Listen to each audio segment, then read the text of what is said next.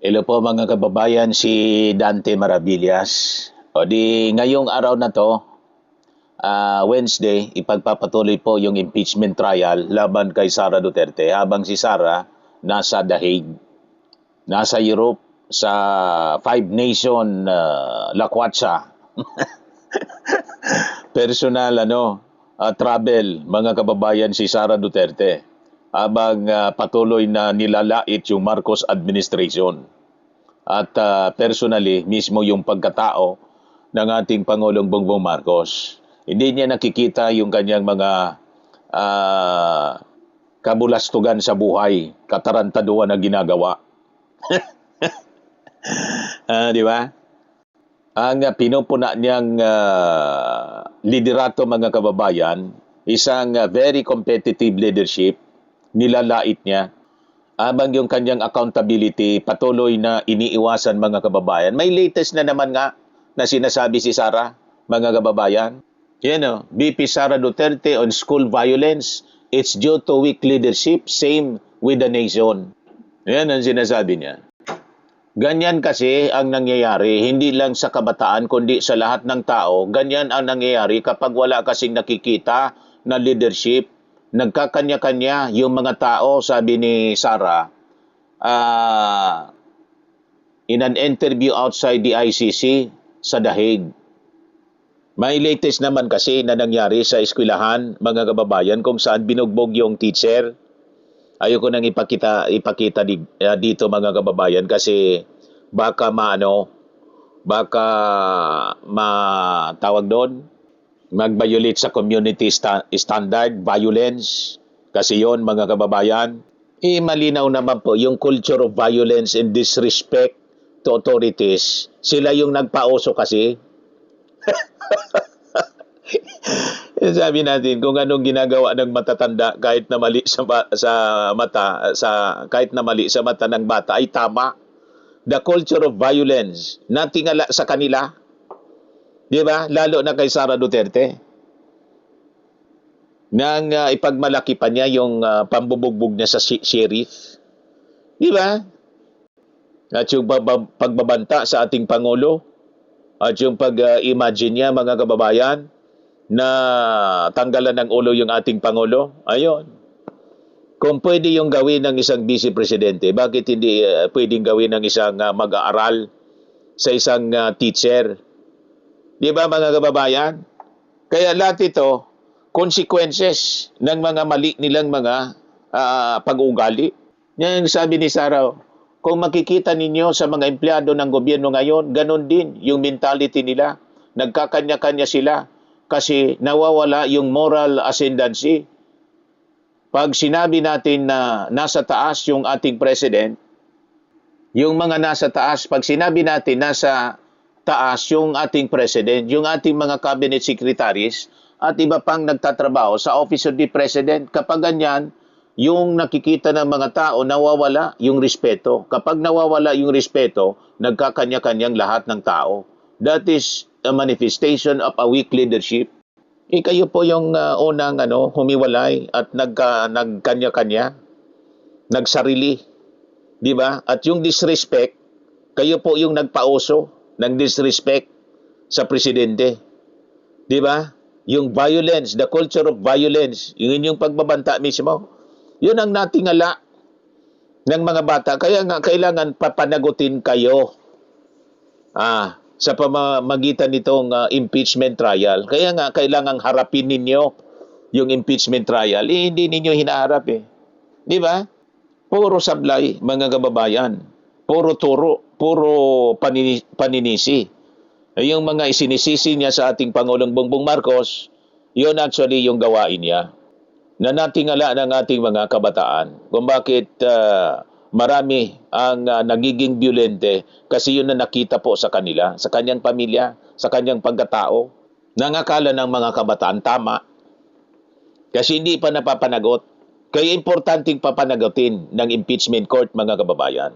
So ang hindi pagsipot mga kababayan sa sariling paglilitis habang nagpapakasasa sa mga technicalities upang itago ang bilyon-bilyong piso ay hindi po depensa ni Sara Duterte. Ito po ay pag-amin, tahasang pag-amin ng kasalanan. Sa ilalim mga kababayan ng hustisya ay hindi naghihintay sa mga nagtatago sa ibang bansa. Ang pag-iwas sa cross-examination ay pag-iwas po sa katotohanan.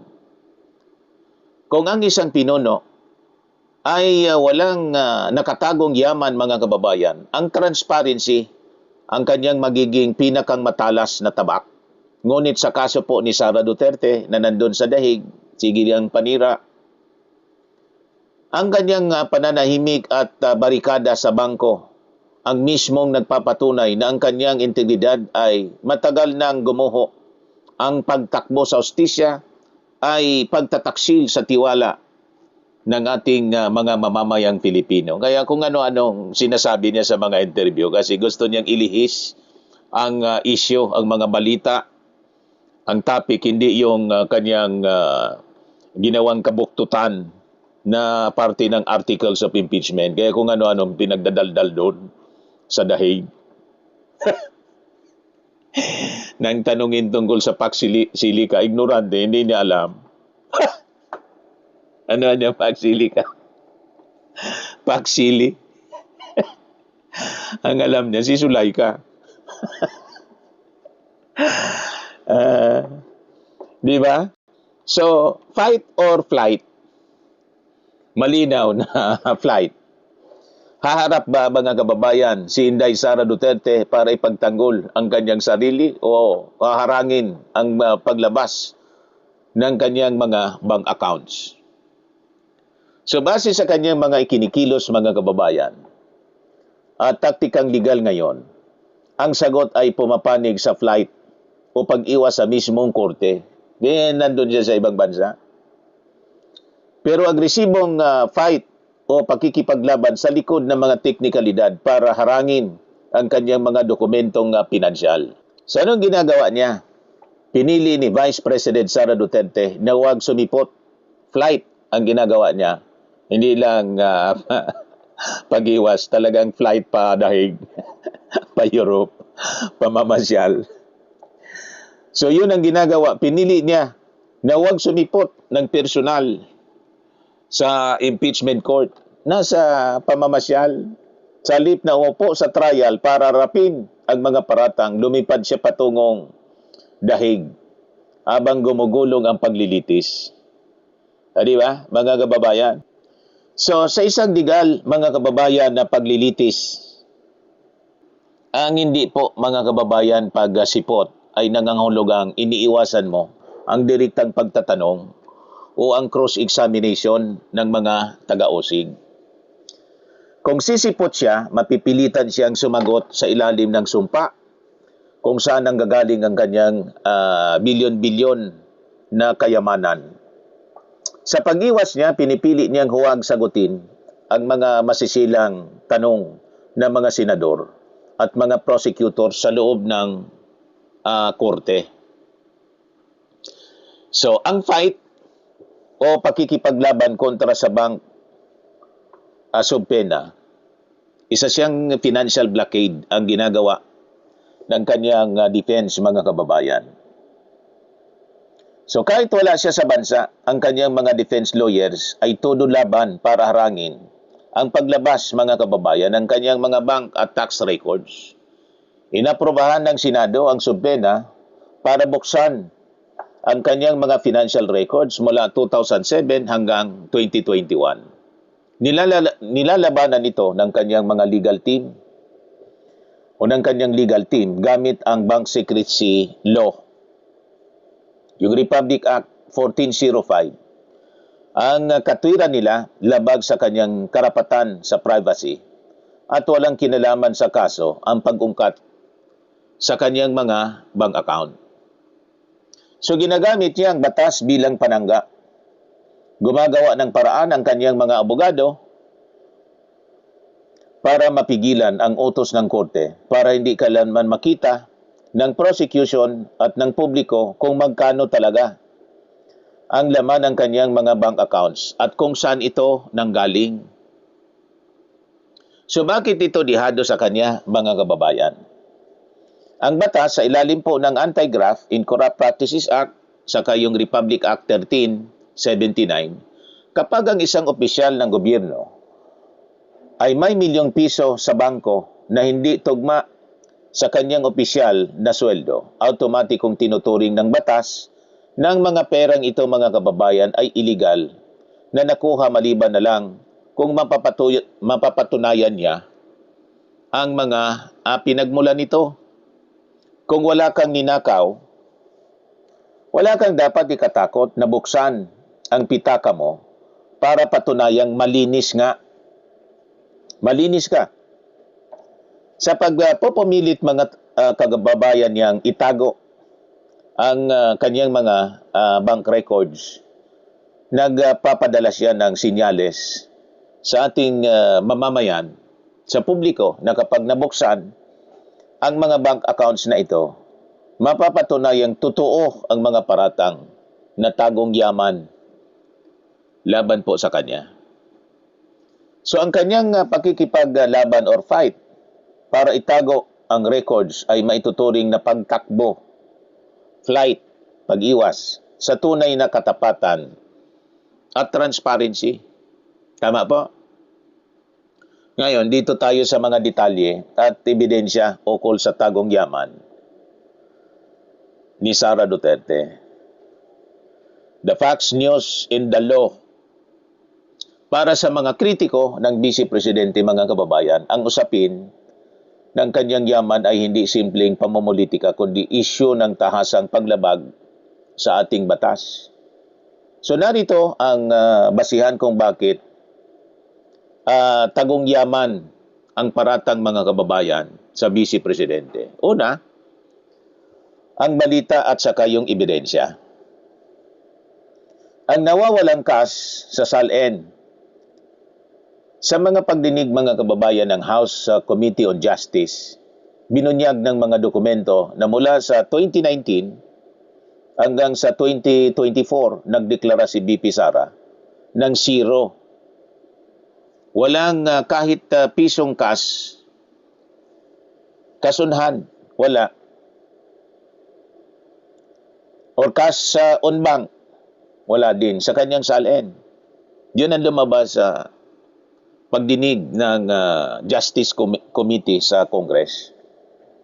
So sa kabila nito, ang kanyang kabuuang net worth ay tumaas pa rin ng husto. So napaka-imposible, mga kababayan, sa isang tao na walang perang nakatabi sa bangko habang lumalaki naman yung kanyang mga ari-arian. 6.7 billion na transaction sa AMLAC yung nasili po, na-detect ng AMLAC.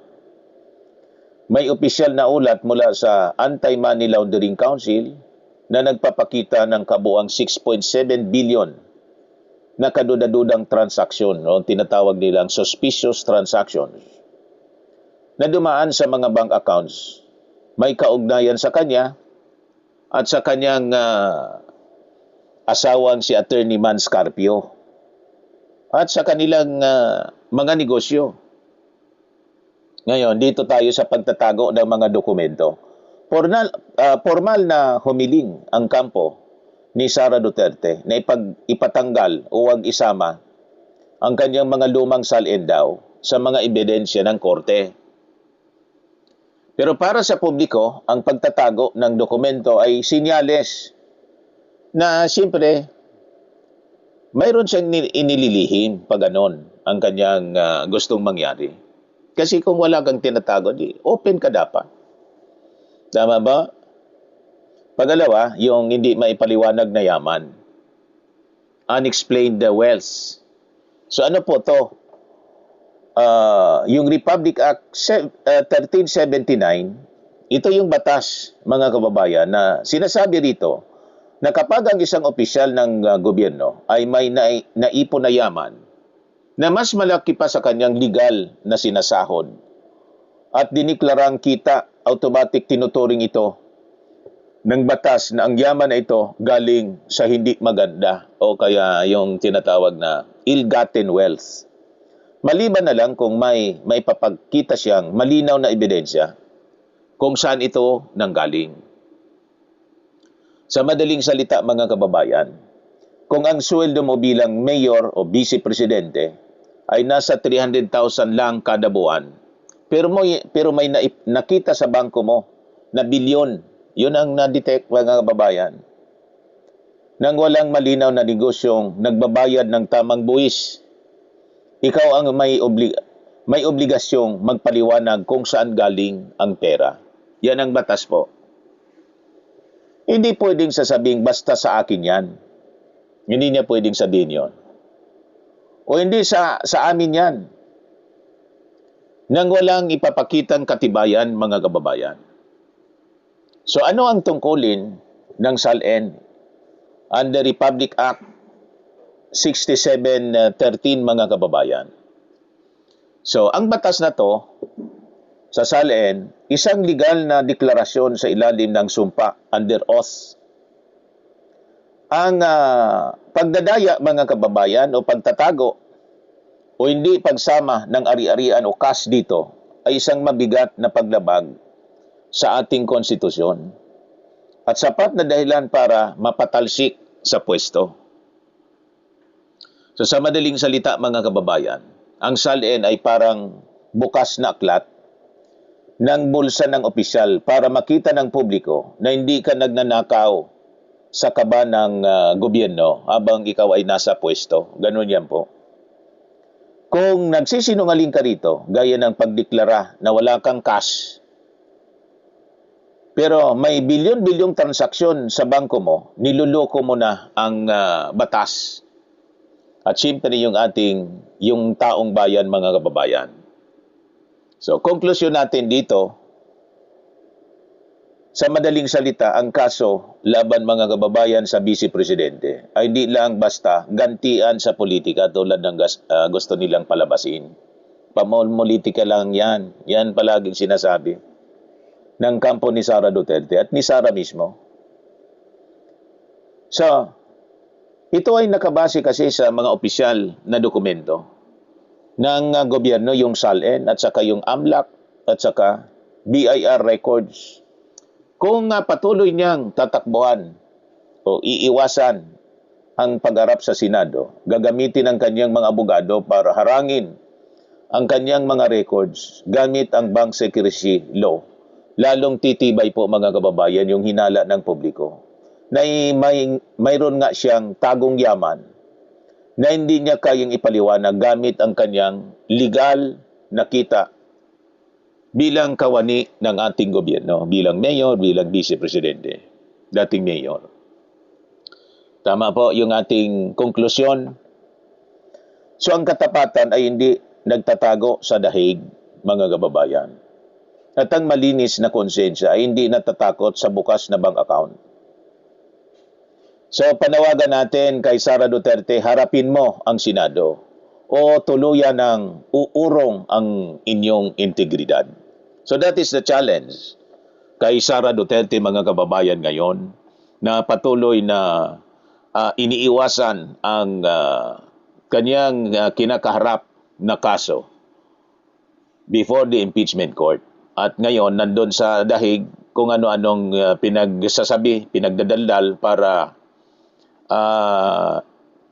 iiwas yung tao sa tunay na issue, mga kababayan, yung kanyang kinasangkutan na pagbabanta sa ating Pangulo at yung mga tagong yaman niya po.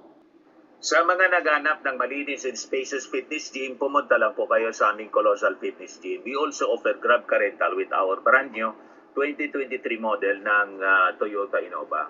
We also accept booking for those who are planning to travel via PAL, Cebu Pacific, and other airline companies, local and international, and bills payment for Meralco Bills, PLDT, Aleco Bills, etc. Ang Colossal Fitness Gym is located at 3rd floor Security Bank Building, Landco Business Park, Legazpi City, Albay. For inquiries, look for Chilon Maravillas, contact number 0966-802-0949. Yan yung aming Innova. Lagi na pong matao sa amin. Pati mga foreigners po, tingnan ninyo. Mga British tourists sila. Ang lalaki ng katawan na, mga kababayan, nag-gym sa amin. Ito naman po, Indian National. Ito mga mga European sila.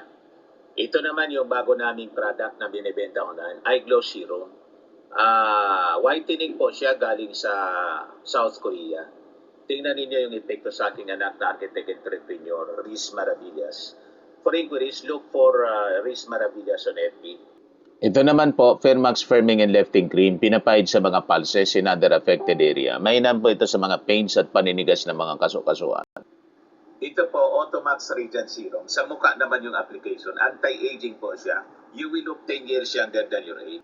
Ito naman po yung bagong product naming binibenta online.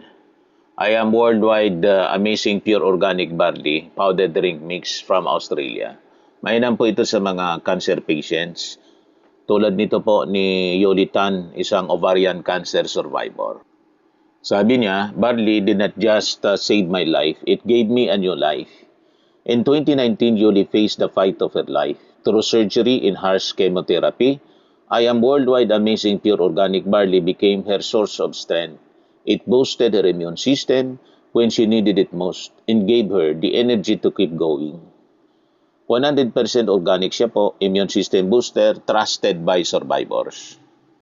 For inquiries and orders, dumiretso na lang kayo sa aking anak na architect entrepreneur, Riz Maravillas. Sa mga mahilig naman po sa mga imported bags and wallets, dumiretso na lang kayo kay Ma'am Eileen Rosales. Nakabase siya po sa Amerika.